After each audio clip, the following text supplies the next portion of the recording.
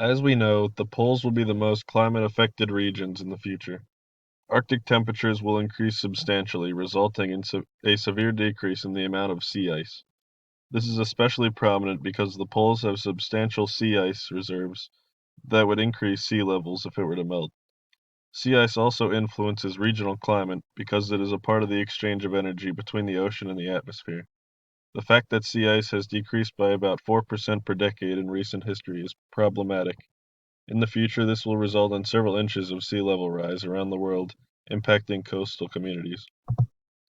Focusing on the Arctic, the decrease in sea ice will hinder some important species survival. The polar bear specifically relies heavily on sea ice for hunting, and we can already see the danger this species is in.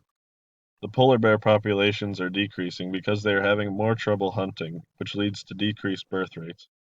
This is because females need a certain level of body mass in order to reproduce, and with hunting going poorly, they aren't able to reach this level. If nothing is done to reverse the losses in sea ice, polar bear populations will decrease by 99% by 2100.